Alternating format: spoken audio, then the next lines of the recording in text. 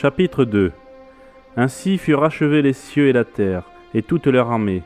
Dieu acheva au 7e jour son œuvre qu'il avait faite, et il se reposa au 7e jour de toute son œuvre qu'il avait faite. Dieu bénit le 7e jour, et il le sanctifia, parce qu'en ce jour il se reposa de toute son œuvre qu'il avait créée en la faisant. Voici les origines des cieux et de la terre, quand ils furent créés. Lorsque l'Éternel Dieu fit la terre et les cieux, aucun arbuste des champs n'était encore sur la terre, et aucune herbe des champs ne germait encore, car l'Éternel Dieu n'avait pas fait pleuvoir sur la terre, et il n'y avait point d'homme pour cultiver le sol. Mais une vapeur s'éleva de la terre, et arrosa toute la surface du sol. L'Éternel Dieu forma l'homme de la poussière de la terre. Il souffla dans ses narines un souffle de vie, et l'homme devint une âme vivante. Puis l'Éternel Dieu planta un jardin en Éden, du côté de l'Orient, et il y mit l'homme qu'il avait formé.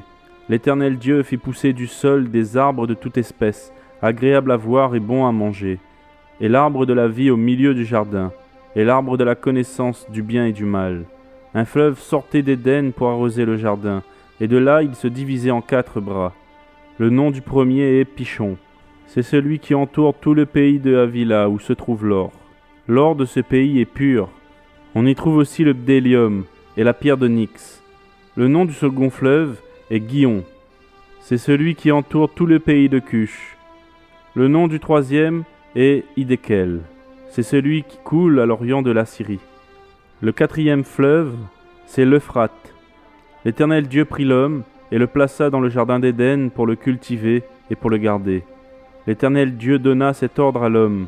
Tu pourras manger de tous les arbres du jardin, mais tu ne mangeras pas de l'arbre de la connaissance du bien et du mal, car le jour où tu en mangeras, tu mourras certainement. L'Éternel Dieu dit, il n'est pas bon que l'homme soit seul, je lui ferai une aide semblable à lui. L'Éternel Dieu forma de la terre tous les animaux des champs et tous les oiseaux du ciel, et il les fit venir vers l'homme pour voir comment il les appellerait, et afin que tout être vivant porte le nom que lui donnerait l'homme. Et l'homme donna des noms à tout le bétail, aux oiseaux du ciel et à tous les animaux des champs. Mais pour l'homme, il ne trouva point d'aide semblable à lui. Alors l'Éternel Dieu fit tomber un profond sommeil sur l'homme, qui s'endormit. Il prit une de ses côtes et referma la chair à sa place. L'Éternel Dieu forma une femme de la côte qu'il avait prise de l'homme, et il l'amena vers l'homme. Et l'homme dit, « Voici cette fois celle qui est os de mes os et chair de ma chair. On l'appellera femme, parce qu'elle a été prise de l'homme. C'est pourquoi l'homme quittera son père et sa mère, et s'attachera à sa femme, et ils deviendront une seule chair. L'homme et sa femme étaient tous deux nus, et ils n'en avaient point honte.